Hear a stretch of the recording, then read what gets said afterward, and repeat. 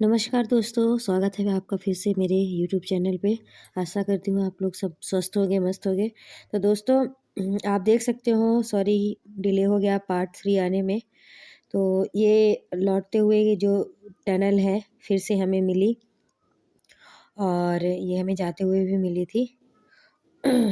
तो ये मिली और इसके बाद हम चलते हैं चित्तौड़गढ़। हमने नाइट स्टे किया हुआ था चित्तौड़गढ़ में, उसका वीडियो थोड़ा सा नहीं बना पाई।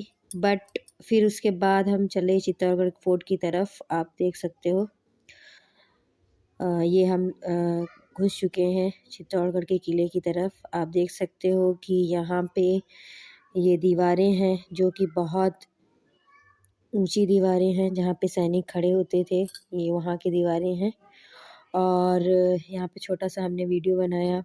ये पहला गेट हमें पड़ा। इधर भी 7 गेट हैं और पीछे की तरफ भी 7 गेट हैं लगभग। देन उसके बाद यहाँ पे कुछ गाइड हमारे पीछे पड़ गए थे, तो फिर हम लेना नहीं चाहते थे, बट फिर भी वो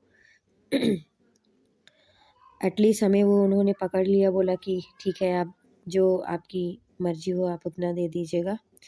देन इसके बाद सेकंड गेट पड़ा। यहाँ पे एक मंदिर भी है और बहुत खूबसूरत है महल का व्यू। लगभग टूट तो चुका है ये, क्योंकि आपने हिस्ट्री में के अकॉर्डिंग मैं थोड़ा सा आगे बताऊंगी आपको कि क्या है। और देन इसके बाद ये थर्ड गेट पड़ा। ऐसे ऐसे करके बहुत सारे गेट, 7 गेट पड़े। और यहाँ पे जो पब्लिक है यहाँ पे लोकल पब्लिक भी अंदर रहती है और ऐसा कहते हैं कि यहाँ पे वही लोग लोकल पब्लिक रहती है जो शायद उस ज़माने में उन सैनिक वगैरह थे, मतलब वो पूर्वज ही हैं एक तरीके से। तो वो यहाँ पे रहते हैं और वहीं यहीं पे छोटे मोटे जो भी है शॉप वगैरह खोल के रखे हुए हैं और अपनी जीवन यापन करते हैं। गाड़ियाँ भी आती हैं, ऑटो भी आते हैं यहाँ पे, क्योंकि बहुत सारे टूरिस्ट प्लेस है एकदम बड़ा सा। और ये लगभग ऊंचाई से 100 मीटर अबव ही है ग्राउंड फ्लोर से, ऊंचा है, काफ़ी ऊंचा महल है। और कहते हैं ये लगभग 700 एकड़ में फैला हुआ है। 13,000 किलोमीटर इसकी अंदर की पूरी कह सकते हैं स्ट्रेंथ, लंबाई है। चौड़ाई भी काफ़ी है, 6-7 किलोमीटर। इसके बाद हम पहुंचते हैं, गाड़ी को वो करते हैं, रोकते हैं। और ये हमारा पहला विजिट है, जो कि ये भी एक महल ही है जो कि टूटा जा चुका है। तो गाइड भैया जब हमें मिले यहाँ पे, अंदर लेके हमें चले, हमने इसका थोड़ा सा व्यू लिया, आगे की तरफ बढ़े, फ़ोटो वगैरह भी शूट किया हमने। छोटे छोटे से टूटे हुए हैं क्योंकि खलजी था उस टाइम पे, रतन सिंह और खलजी के बीच में जब हुआ था युद्ध, तो उस टाइम पे खलजी ने जब पद्मावती को नहीं पाया तो उसने पूरे महल को तुड़वा दिया था। इसकी हिस्ट्री आपको बेसिकली थोड़ा बहुत तो पता ही होगी, बट खूबसूरती बहुत अच्छी है।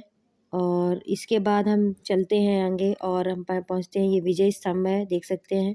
यहाँ पे थोड़ा सा जंगल टाइप का है, जहाँ पे यहाँ पे सीताफल वगैरह लगे हुए हैं, बट तोड़ने के लिए मना है, बस बंदर बहुत है यहाँ पे। तो इन्होंने, गाइड भैया ने हमें थोड़ा थोड़ा इसके बारे में बताया कि ये विजय स्तंभ है जो राणा कुंभ ने बनवाया था। एक्चुअली तोड़ने के बाद, खलजी के तोड़ने के बाद रिनोवेट भी इन्होंने करवाया था थोड़ा सा, कि रिनोवेशन करते हैं, बट इतना ठीक से बन नहीं पाया। देन उसके बाद हम आगे की तरफ बढ़ते हैं और देखते हैं छोटी छोटी दीवारें और बस छोटे छोटे मॉस्क बने हुए हैं, कह सकते हैं। और आगे की तरफ बढ़ते हैं जंगल की तरफ देखते हुए, तो एक दरवाज़ा और मिलता है। कहते हैं कि यहाँ पे छोटे छोटे रूम बनते थे, भले ही देखने में छोटे लगते थे बट इतने छोटे हुआ नहीं करते थे। फिर इसके बाद हम चलते हैं, एक मंदिर यहाँ पे बना हुआ है जो कि यहाँ पे ब्रह्मा, कहते हैं कि ब्रह्मा विष्णु और महेश तीनों, मतलब माना जाता है कि इन तीनों का मतलब मंदिर है ये। आप देख सकते हैं 3 मुख बने हुए हैं। तो यहाँ पे भी हम विजिट किए, थोड़ा सा दर्शन किए और देखा।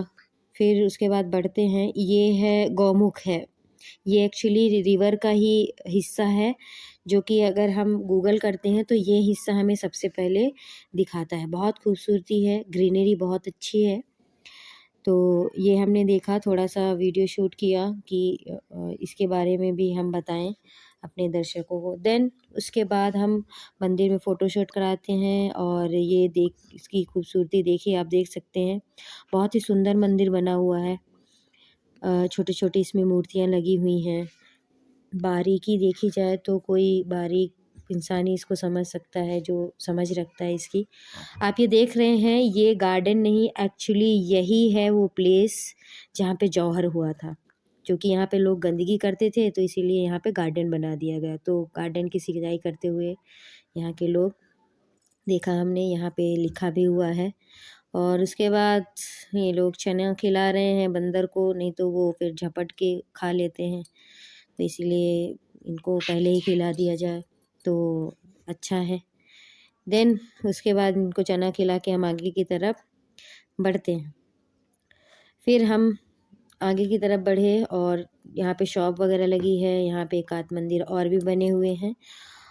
और हम देखते हैं कि एक और यहाँ पे किला है जो कि आगे बढ़ते हैं तो दिखने को मिलता है।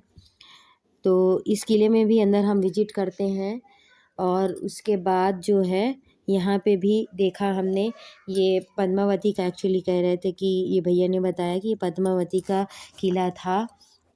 तो पद्मावती के द्वारा ये भी टूट चुका है एक्चुअली, खलजी ने इसको भी तुड़वा दिया था। पूरा जो किला है वही डिस्ट्रॉय कर दिया था इन्होंने। तो छोटे-छोटे यहाँ पे प्लेसेस बने हैं जहाँ पे रानियाँ आती थीं, बैठती थीं और बस रिवर वगैरह व्यू लेती थीं।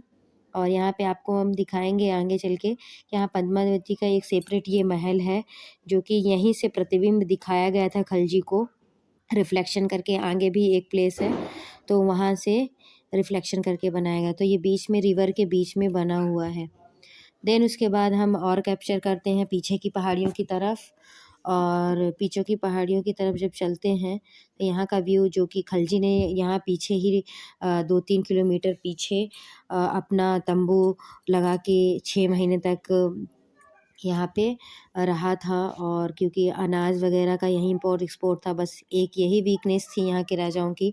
6 मंथ के लिए तो अनाज था, बट उसके बाद ख़त्म होने लगा, तो फिर इसके बाद इनको वो कोऑपरेट करना पड़ा था। तो फिर उसके बाद ही युद्ध हुआ था, जिसमें फिर रतन सिंह मारे गए थे। उसके बाद हम यहाँ पे चलते हैं, यहाँ पे एक हस्तकला केंद्र है जहाँ पे साड़ियाँ बहुत सुंदर-सुंदर साड़ियाँ हैं। यहाँ पे अंदर का उन्होंने व्यू नहीं लेने दिया, बट फिर हम यहाँ पे गए और देखा यहाँ पे, तो छोटी-छोटी चीज़ें देखी और इसके बाद हम निकल पड़े। बस हमने किला काफ़ी देर तक एक्सप्लोर किया और थोड़ा-सा वहाँ पे वही अपना सेव परमल खाया, क्योंकि ख़ास कुछ मिल नहीं रहा था, नींबू पानी वगैरह चल रहा था। देन चलते हैं करके घर की तरफ अब। तो आशा करती हूँ आप लोगों को ये छोटा-सा वीडियो मेरा पसंद आया होगा। तो मेरे वीडियो को लाइक, शेयर, सब्सक्राइब ज़रूर करिएगा और लास्ट तक ज़रूर देखिएगा। Thank you. Radhe Radhe. Mamma